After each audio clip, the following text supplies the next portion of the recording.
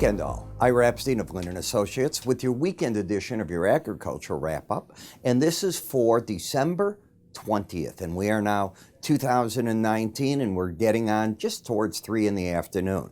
Now I want to remind people I will be out of town this coming week, so you're not going to be getting these videos. I will be returning in Chicago, be it Saturday or Sunday of next weekend. So on that Monday I will be returning. And I chose this week to do this because you really have a half day of trading on Tuesday. Wednesday's Christmas. There won't be much going on the next 2 days. So where are we? Well, the big thing in agriculture, of course, is looking as to how China is going to accomplish buying the $40 to $50 billion a year of goods. I did hear today peanuts. I know it sounds funny, but $2.5 billion here, $2.5 billion there, and you suddenly get up to these numbers. And that's what's going on. When I just look at the board here, you can see a quiet day today. The market that's been on a run in agriculture has been the wheat market. We had a cattle on feed report. I saw the numbers looking rather friendly for the feeder cattle as there was a 5% drop in the placement. So we'll see what goes on there early next week. But let's go to these markets and get a feel. As we were talking, you had one retracement. Remember, this is a monthly chart.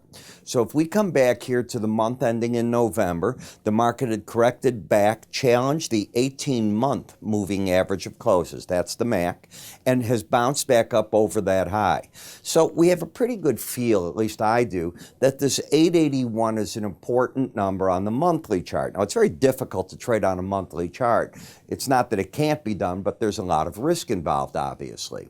When we come to the weekly chart, and that's what we'll do, we look at one monthly chart in this weekend review, and then everything else is weekly. Well, you can see you based out here, you moved, you came down into the top of this area right through this zone, and you're moving up again. Now the close this week up 20 3/4 cents. When I put on the swing line, what happened today to make it cap out the week is you were able to get up to the 931 level, which took out 929 3/4, the last high. So now you have a pattern of a lower low and a higher high. You formally have stepped out of the downtrend. Admittedly, trading on weekly charts not easy, but the idea here is you look to see where the market might find support and resistance, and what we saw was the market had just sliced through the 100-week average, the 18, and often on the way back up you'll pause at those numbers, and that's exactly what you did back here. Then you've moved yourself back up to this number. So on pullbacks, I would not be surprised to see that somewhere between the 100-week and the 18-week average, the market tries to, if you will, grab traction. In other words, hold on those breaks. On the weekly chart, you can also see that if we look at Bollinger Bands, you're nowhere near the top band or the bottom band. You've really just stayed in the moving average cycle ever since getting up here to the top band. And again, Bollinger Bands, the importance is the market will trade within them 95% of the time.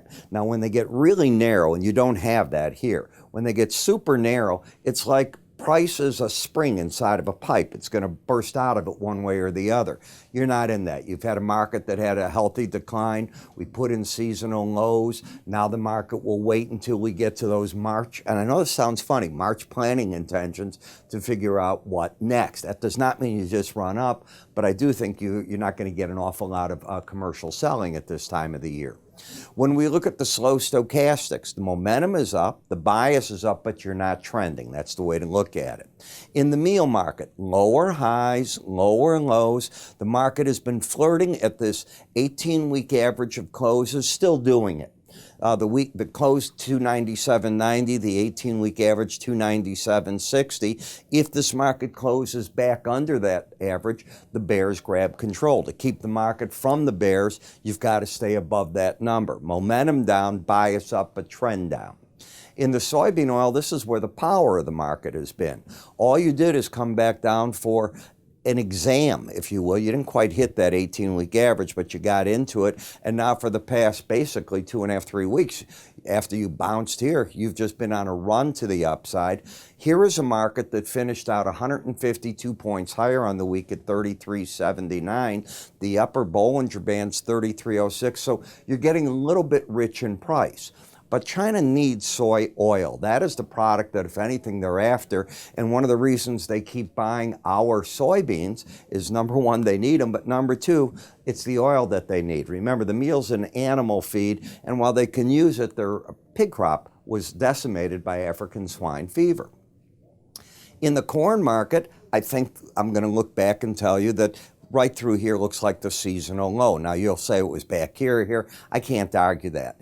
But the harvest is now fully over, as we know, and it was coming into play back here. And now the market's trying to clear this hurdle of the 100-week and the 18-week average. It did it today. Where's the next resistance? The upper Bollinger Band. Support back at those two averages between 376 and 3/4 and 376. 376 and 3/4 and 373. In the wheat, you hit the upper band, dropped back, made a challenge, and you're still up, but for the week only up 3 cents. And you gave up a big chunk of the gain, about 15 cents from the high. But what's the pattern? It is still bullish. You have higher lows, higher highs. The resistance is the upper Bollinger Band, and until 528 is taken out with momentum up and bias up, since you're over the 18-week average of closes, who's in control? The bulls. Cocoa market, been nasty to the downside, but I think we did a pretty good job here on our weeklies of saying, hey, you're up at that upper resistance of the Bollinger Band in a wide pattern, not one of the narrow ones. And what the market has finally done is it's taken about a month and a half, but it corrected from 2804 into that 18-week average, finishing today at 2417. The next support could be down to 2361, trend down, bias down, momentum down, putting into play. This is a potential support number with resistance at the 18-week average. Sugar continues to rally, and this market is still in a bullish mode. It did not pay attention to the seasonals, which are often to the downside early on in December, and that is a sign of strength. It's contra-seasonal.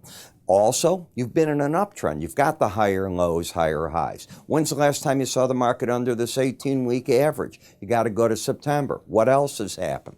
You had a bullish crossover. Last week, you had the 18-week average under the 100-week. Now you've got the crossover, which says if the market goes up, possibly the upper Bollinger Band at 1394, the next resistance zone, but moving average traders will hone in and be bullish on that. In the coffee, this is pretty wild. Look at the size of the range this week.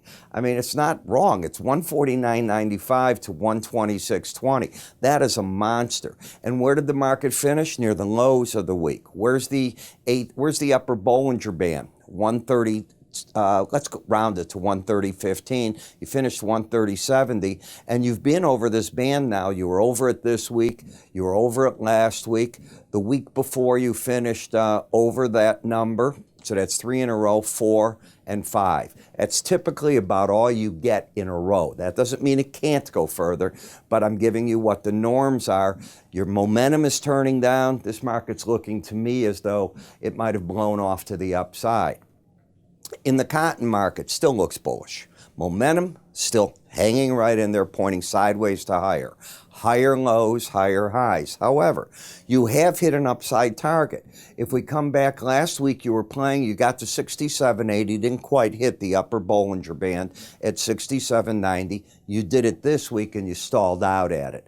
That does not mean the market is bearish. You might want to pull back a little bit or ride that, but it's still very much in the bull camp until the market returns and takes out this low right here of 63.10, that break low.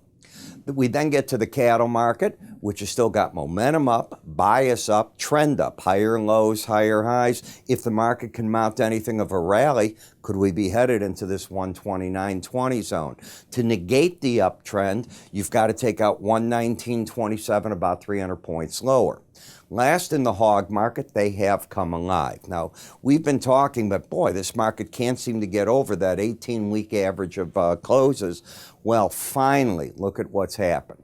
So now I will be saying until this is taken out, it's looking on the weekly charts as though we've had a low of importance. You'd have to come back under last week's low, which is 59.90, to make me think anything different.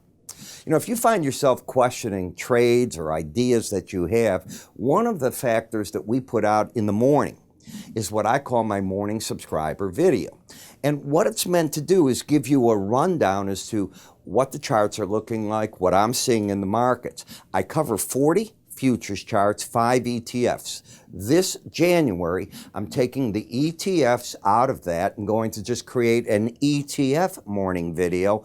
And the idea there, to cover all the different spectrums that you want. And there'll be a lot of them that I can cover by doing that. So look for a new product, and yes, I'll offer people a free trial to it. That's what I typically do, and I will do that. I really appreciated your help, too. A lot of you have written in what you want me to cover. But the charts will look like this, and instead of these categories, you'll get those. But for the futures right now, you get all these different categories. And yes, on the bottom, you can pull the tab, and what happens on the tab, I'll have you in the oil sector, I'll have you in a different sector of the market each way, tech sectors, and so on. So how do you get this? Well, if you haven't tried it, you should.